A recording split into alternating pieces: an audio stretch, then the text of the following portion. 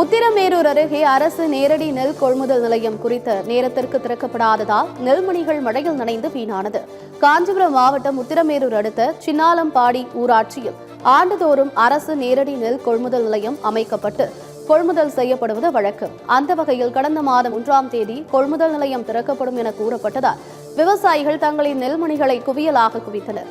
ஆனால் கொள்முதல் நிலையம் திறக்கப்படாததால் நெல்மணிகள் மழையில் நனைந்து முளைக்க துவங்கியுள்ளது. இதனால் விவசாயிகள் செய்வதறியாமல் தவித்து வருகின்றனர். கண்விழித்து விவசாயம் செய்த நெல்மணிகள் கண்முன்னே மழையால் வீணாவதாக வேதனை தெரிவித்துள்ளனர். எங்களுக்கு சீக்கிரம் கமிட்டி வரணும். கமிட்டி இந்த நெல்லை எடுத்துன்னு போனாதான் எங்களுக்கு பழிக்க முடியும். நாங்களே தண்ணி அரிசி தண்ணி இறைக்க முடியாத ராவு கண்ணு மூசி பண்ணி ஓட்டி இவ்வளோத்தன் கஷ்டப்பட்டு எடுத்தாந்து கொட்டி எங்களுக்கு என்ன லாபம்? நாங்கள் கவர்மெண்ட்டை நம்பி தானே இங்கே எடுத்தாந்து கொட்டியிருக்கிறோம். கவர்மெண்ட்டே எங்களுக்கு உதவி இல்லைனாக்கா எங்களுக்கு எதுக்கு நாங்கள் இந்த விவசாயம் பண்ணணும்? விவசாயம் பண்ணுறதை விட நாங்கள் எங்கன்னா கூலிக்கு போனால் கூட நிம்மதியாக இருக்கலாம். எதுக்கு நாங்கள் விவசாயம் பண்ணி என்ன லாபம்? இதோ ஒரு மாதமாக கொட்டிட்டு ஊறின்னு இருக்குது.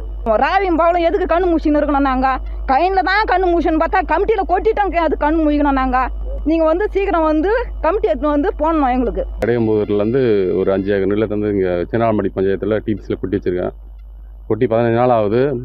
கமிட்டி ஓப்பன் சொன்னாங்க, இது வரைக்கும் இன்னும் ஓப்பன் ஆகலை. இப்போ ஒரு வாரமாக பேஞ்ச மழையில் அடியில் மொத்தம் தண்ணி முளைக்க ஆரம்பிச்சிச்சு. இப்போ 2 லட்ச ரூபா செலவு பண்ணி இப்போ நெல் மொத்தம் அடியில் தண்ணி முளைக்க ஆரம்பிச்சிச்சு.